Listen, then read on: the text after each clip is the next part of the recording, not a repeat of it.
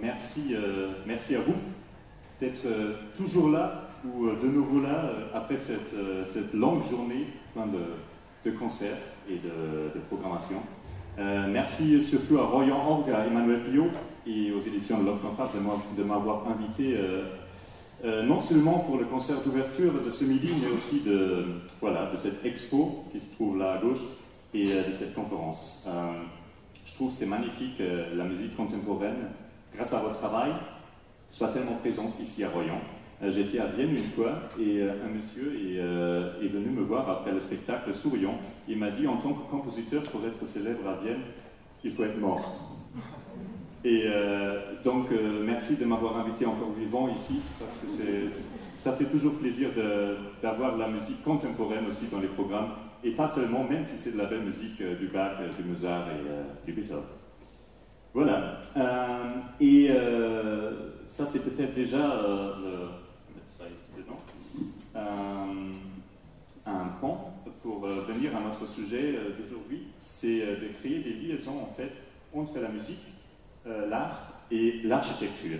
Et quand je parle de l'architecture, il faut dire que c'est vraiment, pour moi, c'est très spécial et c'est très émouvant de parler ici et de faire de la musique ici dans le Palais des Congrès à Royan.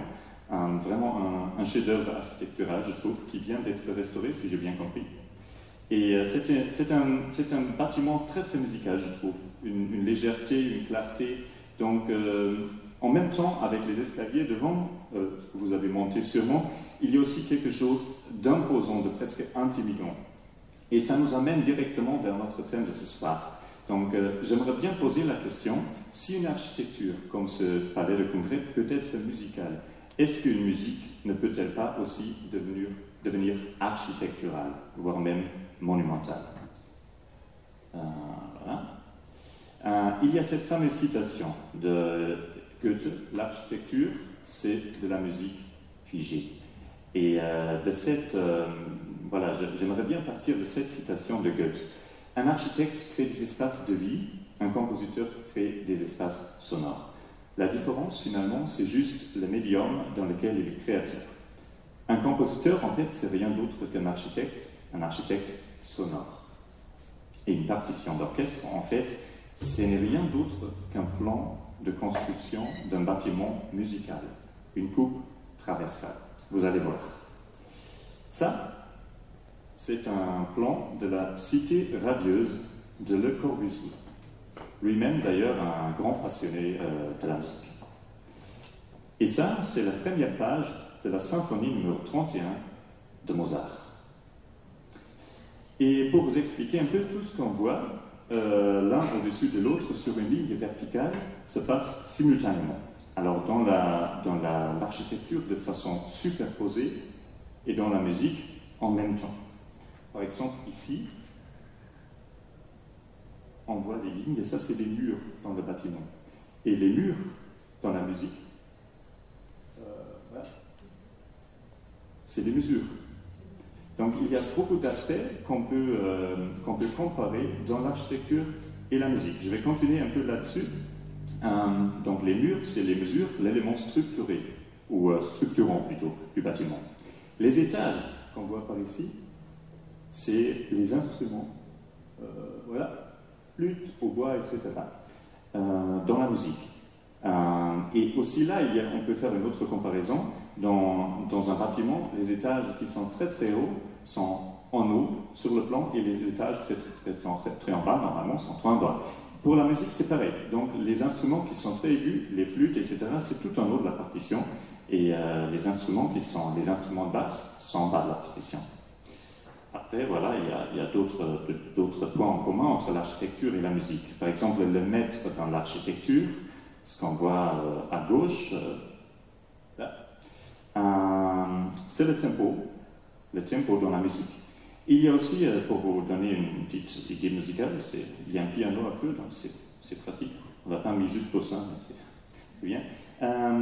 Je vais vous jouer les premières mesures de la symphonie de Mozart, et vous allez tout de suite voir ce que je dis.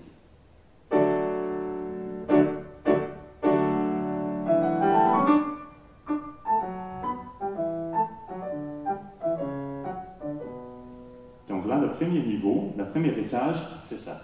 Premier accord. Et après, vous regardez, si vous voyez la partition, là à droite, quatrième mesure à droite, ça monte. Et à gauche, dans le plan de Le Corbusier, vous voyez des escaliers. Et l'escalier dans la musique, c'est ça. Donc dans la musique, on a un peu les mêmes façons de composer, comme des architectes créent des espaces. Si on commence ici, et on veut aller jusque là, on ajoute des escaliers. Et c'est pour ça que j'ai pris ces deux images, parce que je trouve que visuellement, on voit très très bien, à gauche et à droite, les parallèles entre l'architecture et la musique. Voilà, il y a d'autres aspects, il y a la symétrie, il y a la proportion, il y a la statique qui est très très important dans l'architecture comme dans la musique, mais bon, on ne va pas aller dans les détails plus que ça. Aussi une composition comme une architecture, dans la plupart des cas, est commandée par une ville ou une institution, un théâtre, un opéra, puis imaginée par le compositeur avec des limitations en tête, et ensuite réalisée par des musiciens, entre guillemets, de différents corps de métier, donc des violons, violoncelles, etc. D'ailleurs, comme un bâtiment, c'est un organisme vivant qui se transforme avec ses habitants. Alors, quand Kleiber dirige Mozart, par exemple, c'est totalement autre chose si Karajan dirige. On pourrait dire le chef ou la chef d'orchestre est le maître ou la maîtresse de maison. Donc, celui qui transforme ce bâtiment, et le public, donc vous, c'est les habitants. Une pièce musicale, c'est comme un appartement. Le Corbusier a pu concevoir un appartement aussi stérile soit-il lorsque, je ne sais pas, madame s'y installe avec son lampadaire, avec ses pantoufles, alors elle y amène sa propre atmosphère. Et avec les chefs d'orchestre, c'est pareil. Karajan, il a eu la tendance à diriger Bach très très long, donc c'est lui qui apporte sa propre atmosphère. Pour vous donner d'autres exemples, une architecture peut être spirituelle et complexe comme une fugue de Bach.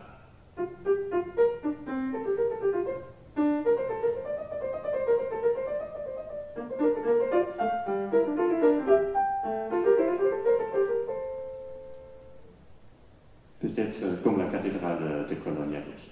Peut-être somptueuse comme une œuvre de Berlioz.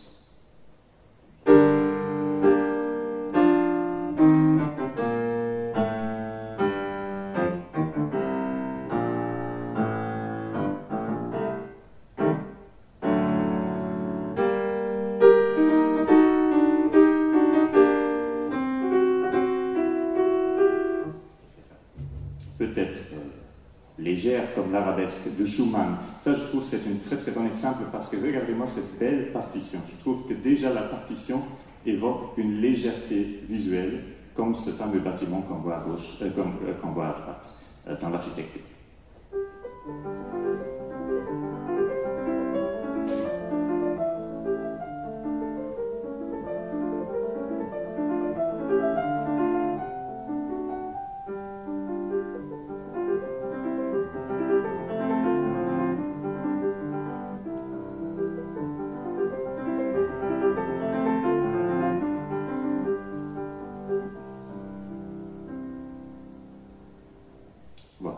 J'ai pris cet exemple parce que je trouve que le mouvement de vague qu'on entend dans la musique, on le voit même, on l'aperçoit même dans la partition écrite. Et finalement, peut-être brutal comme le sacre du printemps de Stravinsky, ou l'architecture brutaliste qu'on voit à droite. Ce bâtiment, d'ailleurs, c'est le conservatoire de musique et de danse de Cologne où j'ai fait mes études, et d'ailleurs, tous les deux causaient un petit scandale à l'époque. Le sacre du Stravinsky et notre beau conservatoire, parce que vous voyez l'architecture, quand même, il y avait des professeurs qui n'étaient pas très contents de travailler là-dedans. Mais après, c'est le brutalisme. Et le sacre du printemps, pour ceux qui ne connaissent pas, c'est à peu près ça.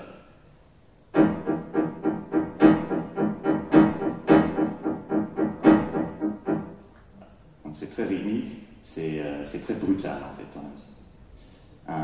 Et même, même si vous dites que je suis fou, je trouve qu'il y a une similarité entre ces deux-là. Et c'est la partition de West Side Story de Leonard Bernstein, un autre compositeur que j'adore, et la carte routière de West Side Manhattan, à New York. Bernstein, il faut savoir, était extrêmement influencé par cette ville.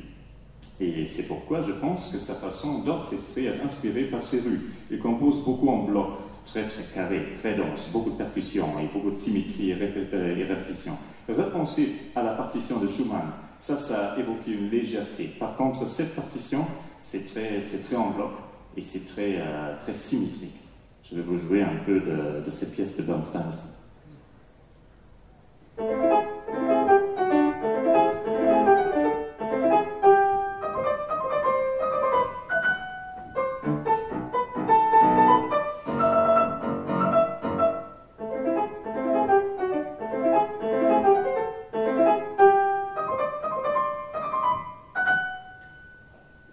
C'est très rythmique, c'est un peu jazzy et ça ressemble beaucoup à Majorque.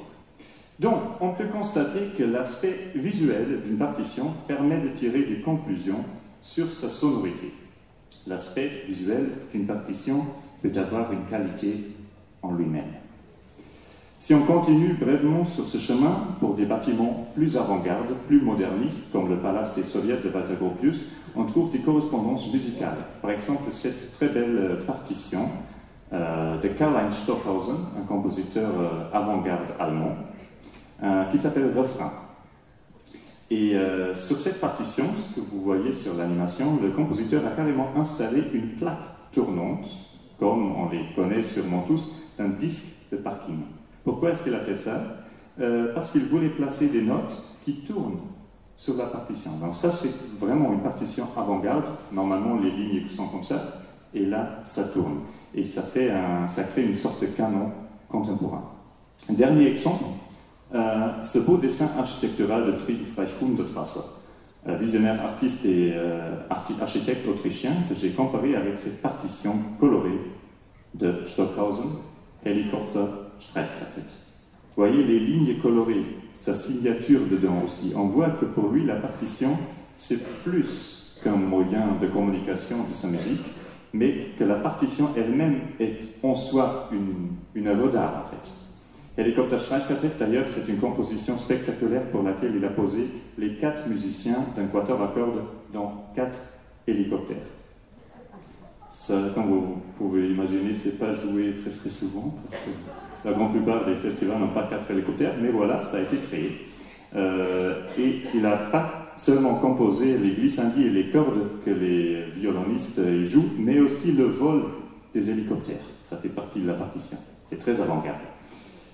Voilà, donc après avoir vu tous ces plans et partitions, ce beau dessin de Hundertwasser, cette belle partition de Stockhausen, je pense qu'on peut dire qu'il y a une beauté artistique dans la construction. Donc, le plan, la partition, l'idée de l'œuvre peut être aussi attirante esthétiquement que sa réalisation. Pourquoi donc ne pas exposer des partitions, des plans sonores, comme des tableaux artistiques, comme des musiques congelées, pour revenir à Goethe? Est-ce qu'on ne pourrait pas créer des partitions qui sont faites pour avoir aussi une qualité visuelle? Bon, comme avec chaque bonne idée, on est rarement le premier à l'avoir.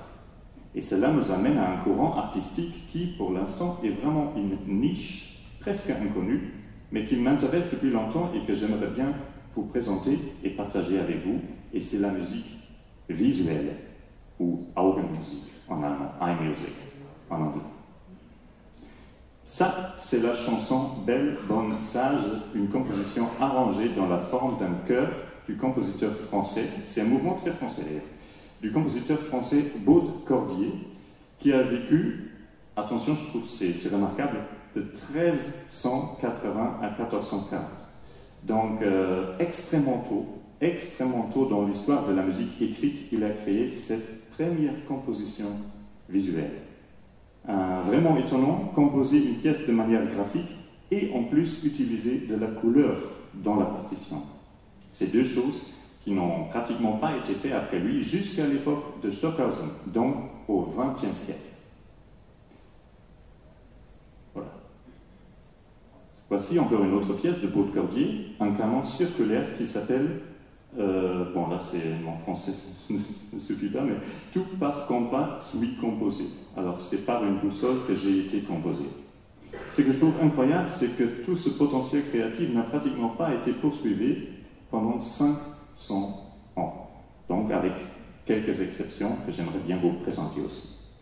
Dans sa suite, Gulliver, le compositeur allemand, qui a fait le Telemann, a noté les valeurs des notes extrêmement petites dans la chaconne des Lilliputiens et absurdement grandes dans la gîte qu'on voit en bas. Donc c'est un détail qu'on aperçoit uniquement à la lecture de la musique et pas à l'écoute, donc un autre exemplaire de la musique graphique. Pareil pour cet exemple de Jean-Sébastien Bach. Je peux vous jouer ça.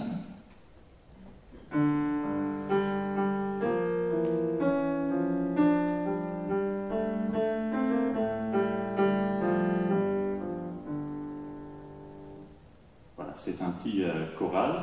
Ich will den Kreuzstab gerne tragen. Et la note que j'ai marquée en rouge, c'est sur cette note, Bach a noté un La dièse, donc un La avec une petite croix sur le mot. Pourquoi est-ce qu'il a fait ça? Parce que le mot dans les paroles c'est Kreuz. Et Kreuz en allemand c'est croix en français. Donc c'est ce qu'il a fait, c'est pour symboliser la croix dans le texte, il a noté un croix dans la musique. C'est un tout petit détail, mais c'est quelque chose que uniquement les musiciens peuvent remarquer. Et je trouve que c'est remarquable quand même parce que ça montre que Bach a pensé à plus que la musique écrite ou la musique à l'oreille. Non, il a pensé aussi à des éléments graphiques comme ça. Voilà, on saute dans les années. Plus que 200 ans plus tard, le compositeur américain George Crumb était le premier à reprendre les idées de Boule-Cordier dans sa partition Macrocosmos Volume 2 en 1973 avec cette belle partition graphique. Bon, maintenant qu'on a vu des partitions musicales qui ont une qualité visuelle, il y a aussi l'inverse. Et ça, je trouve particulièrement intéressant. Donc des tableaux qui ont une qualité musicale, parfois très très cachée, comme dans ce chef-d'œuvre de Da Vinci.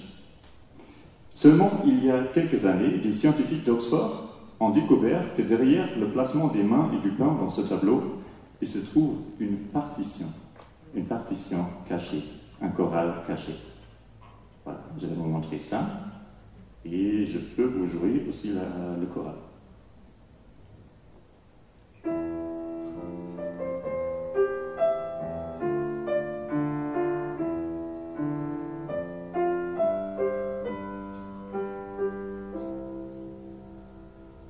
C'est très court, mais je trouve que c'est vraiment étonnant de voir que ce fameux tableau de Da Vinci n'a pas seulement tout ce qu'on sait sur ce tableau, mais non, encore plus, il y a une partition cachée là-dedans. La petite anecdote derrière, la première fois que cette musique était interprétée, elle était absolument affreuse, n'avait aucun sens, et on se demandait si on n'avait pas surinterprété Da Vinci. Mais non, en fait, on avait oublié un détail. Da Vinci était gaucher. Et pour ne pas effacer son encre en écrivant, il écrivait de droite à gauche, et pas de gauche à droite. Et c'est ce que je vous ai joué, c'est lu à l'envers en fait, donc de droite à gauche. Et ça fait une belle musique. Je trouve que c'est étonnant. Voilà, finalement, on ne peut pas parler d'une musique visuelle, des calligrammes, sans mentionner son nom. Et Sylvain Kunzmann l'a déjà nommé, c'est Guillaume Apollinaire. Et sa poésie concrète, écrite entre 1913 et 1916. Voici une autre œuvre d'Apollinaire que j'ai trouvée, utilisant cette fois quelques fragments musicaux. Donc il a aussi fait, mais ça c'est vraiment le seul, il a aussi fait des poèmes avec de la musique dedans. Et avec cela, retournons vers l'idée d'exposer des partitions, des plans sonores, comme des tableaux artistiques. C'est Guillaume Apollinaire qui m'a donné l'idée de continuer sur ce chemin abandonné que Boule-Cordier avait créé dans la Renaissance et que George Crumb a poursuivi au XXe siècle. Donc ce chemin de la musique visuelle. Les partitions qu'on a vues ont tous quelque chose en commun. Elles arrangent la musique de façon décorative. Mais je ne voulais pas faire une musique décorative, ça existe déjà. Mais elle ne crée pas vraiment une symbiose artistique. Et c'est ça ce que je voulais faire. Donc je voulais créer une musique qui est à la fois tableau, peut-être architecture, mais qui est sûrement aussi une vraie composition musicale. Donc pour moi, c'est toujours la musique avant. Ça, si la musique, si la partition ne fait musicalement aucun sens, voilà, ça n'intéresse pas. Et comme ça, je voulais plutôt suivre la devise moderniste de Le Corbusier, que j'ai nommé avant, et de son école d'architecture qui s'appelle Bauhaus. Et cette devise, c'est Form follows function. Donc, la forme suit la fonction. Qu'est-ce que ça veut dire? Donner à une composition musicale une dimension architecturale, monumentale, qui n'est pas décorative, mais qui elle-même impacte la musique. Donc l'idée, c'était de créer un art qui traverse un peu les frontières entre l'art plastique et la musique, qui est à la fois une partition musicale et un tableau artistique. Donc un art qui crée des synergies entre les deux, qui est plus que la somme de ses composants, on pourrait dire une forme d'art hybride. Et c'est concrètement ce poème d'Apollinaire, qu'on a vu déjà, qui m'a inspiré. Et c'est là que la boucle est bouclée avec l'introduction de Olivier Berthelot-Eiffel, et c'est vraiment dommage qu'il ne peut pas être présent aujourd'hui, il voulait absolument venir. Malheureusement, il n'a pas pu à cause des raisons de santé, mais merci à Sylvain de lire ce qu'il a envoyé par email. Et voilà, c'est cet exemple que lui, il a cité aussi qui m'a inspiré. Et mon idée, c'était de transformer ça en musique, ce qu'il a fait avec des lettres. Et je vais vous donner une idée plus précisément. Vous pouvez voir l'œuvre d'ailleurs dans l'exposition. C'est 2 mètres haut, donc vous pourrez voir tous les détails. Mais pour vous montrer un peu maintenant, dans la salle, j'ai fait cette petite vidéo. Comme ça, voilà, vous avez vu, la caméra tourne, et maintenant on a tourné vers l'orientation verticale, donc, de verticale à horizontale, donc l'orientation pour lire la musique. Et ça, c'est une partition de musique composée d'après la silhouette de la tour Eiffel et dédiée à Gustave Eiffel. La partition de cette pièce pour piano, que je vais vous présenter après sur le piano, c'est composé à l'origine pour piano, harpe et percussion. Et c'est la tour, c'est la structure de la tour qui compose la musique. Donc voilà, je ne pourrais pas ajouter des notes en bas ou en haut, parce que non, c'est la silhouette de la tour qui me dit où placer les notes. Pour Eiffel est un tableau, un plan architectural et une partition de musique en même temps. Et j'ai opté pour ces instruments, donc piano, harpe et percussion, car ce sont ceux qui reflètent à mes yeux le mieux la structure métallique, légère, filigrane et pourtant massive de la tour. Voilà. Ça, c'est la lecture musicale, vous avez déjà vu ça. Et avant de vous présenter la pièce musicalement, je vous montre quelques extraits. Par exemple, ça c'est le bas de la tour, et un petit détail qu'on voit ici, à la place des ingénieurs, sur la vraie tour Eiffel, j'ai mis des noms de compositeurs qui m'ont inspiré. Parce que je me suis dit, les ingénieurs de la musique, c'est les compositeurs les ingénieurs de l'architecture, c'est les compositeurs de la musique. Voilà. Et donc il y a Ravel, Debussy, Liszt, il y a toute une liste. Et comme vous voyez, très à gauche, un nom que maintenant vous savez pourquoi je l'ai mis, Da Vinci, parce qu'à mon avis, c'est aussi un compositeur. Maintenant qu'on sait que dans son tableau, il y a aussi une musique cachée. Voilà. Ça, c'est le début. Et ça se joue, voilà, un peu sur plusieurs systèmes, parce que comme la tour elle fait ça, j'ai croisé les systèmes. Et comme la vraie tour, d'ailleurs, la pièce est composée par des éléments préfabriqués, comme on le voit ici, que j'ai composé individuellement sur mon bureau, sur 8 pages A4, et que j'ai assemblé après, au lieu de composer directement la tour complète, ce qui d'ailleurs aurait été compliqué, même à cause de sa taille en papier, parce que la tour Eiffel elle reste très très grande, et là on l'a imprimé sur 2 mètres, mais si on veut composer sur 2 mètres, ça fait une feuille énorme. Donc, je me suis dit, on va faire comme Eiffel a fait, donc faire des éléments préfabriqués, des pages A4, et les assembler après. Voilà. Toujours tourner sur le droite pour la lecture musicale. Et peut-être vous vous souvenez, tout au début, j'ai parlé des murs dans l'architecture et des mesures dans la musique. Là, vous voyez les étages de la construction de la tour Eiffel. Et pour moi, ça me sert comme mesure. Donc, c'est vraiment la tour qui compose. C'est la tour qui décide où il y a une mesure ou pas. C'est Gustave Eiffel, finalement, qui décide. Et voilà, et c'est comme ça, pour faire vraiment un hommage à son génie, je trouve, son génie d'ingénieur, je voulais être absolument précis, de garder tout ce qu'il a mis dans l'architecture et la transmettre dans la musique. Voilà, ça c'est le... Bon, vous vous demandez sûrement comment elle sonne, la Tour Eiffel. Je vais vous donner une idée. Je mets la partition côté tournée sur le côté, comme ça. Pour les gens qui savent lire les notes, c'est un peu petit, mais peut-être, voilà, vous pouvez suivre.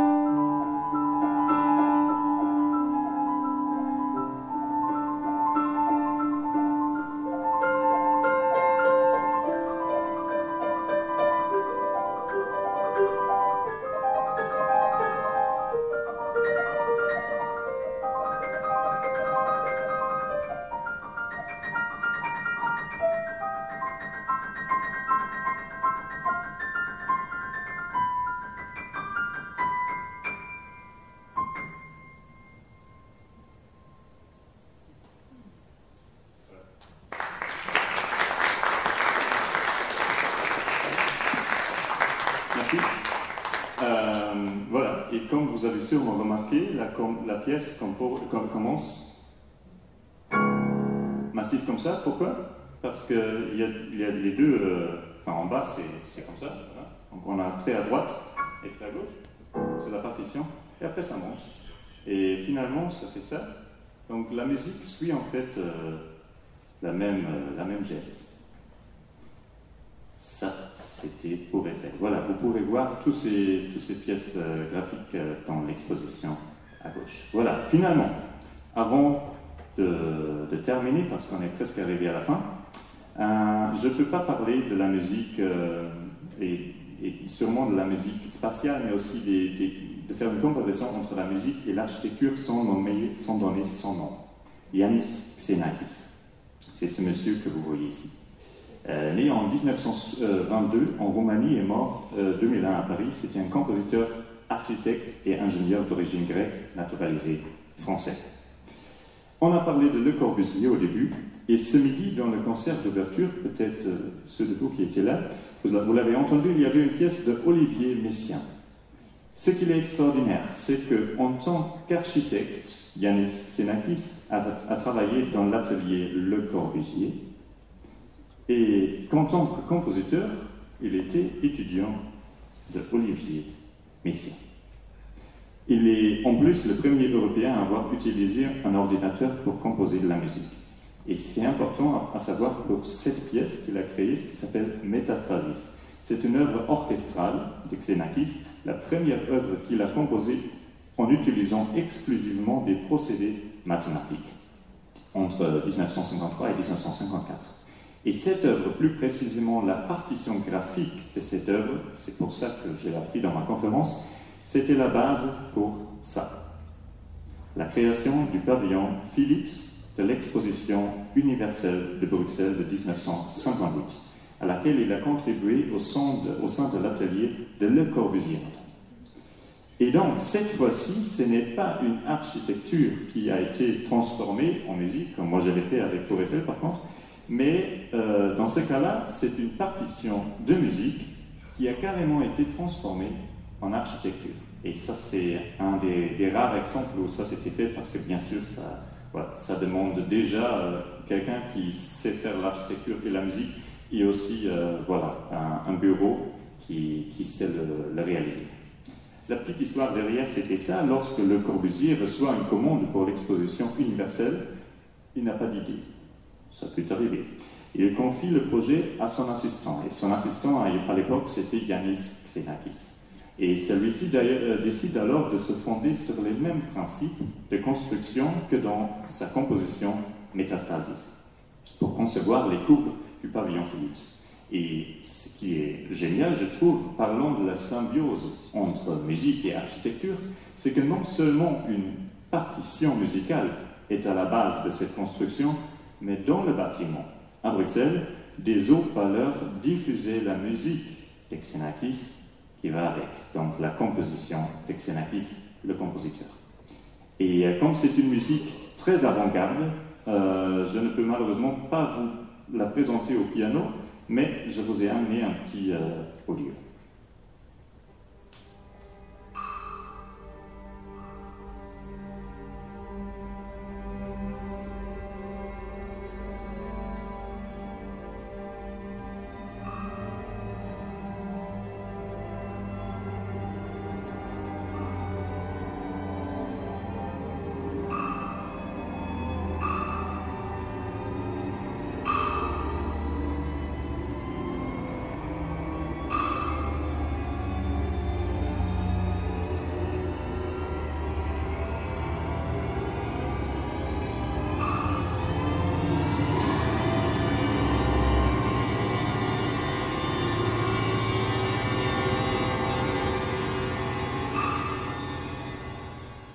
C'est un petit extrait, comme vous écoutez, comme vous aurez entendu, c'est très très avant-garde, c'est presque bruitiste à la fin, mais je trouve que c'est comme dans Tour Eiffel, on peut très très bien percevoir la connexion entre le bâtiment et la musique.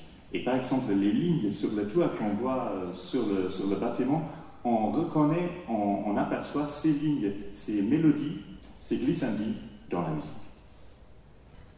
Et voilà, non seulement la musique acoustique, c'était son truc, mais il y avait une dernière chose qui nous amène peut-être dans cette ville, et c'est ça. Ça, c'est et qu'est-ce qu'il a fait en fait, une musique spatiale. Et ça, c'est quelque chose que lui, il a fait très souvent, donc placer des musiciens dans le public, ou placer des musiciens, comme on le voit ici, sur des balcons. Et ces lignes qu'on voit, ça c'est pas le son, mais c'est la lumière. Donc c'est un compositeur qui a pensé beaucoup comme un architecte, et qui a pas seulement composé la musique, mais qui a composé tout l'environnement. Donc il a composé une architecture avec lumière, avec l'espace et avec la musique. Et cette sorte de musique spatiale, vous pouvez imaginer, c'est quelque chose qu'on ne peut pas vraiment créer dans chaque festival de musique, qu'on ne peut pas vraiment créer dans chaque philharmonie. Non, c'est cette sorte de musique spéciale qui a connu sa première mondiale lors d'un magnifique festival d'art contemporain que j'aimerais vous présenter tout à la fin de ma conférence. Un festival d'art contemporain où il y avait tout le monde, Stockhausen, Xenakis, même Stravinsky et bien d'autres. Et ce festival, qui n'existe malheureusement plus, avait lieu dans une très belle ville, je trouve, sur la côte atlantique, qui s'appelle Royan. Donc ça, c'était ici. Et voilà, c'était dans les années 60-70, et vraiment, il y avait tout le monde, il y avait toute la musique contemporaine de l'époque, dont Stravinsky.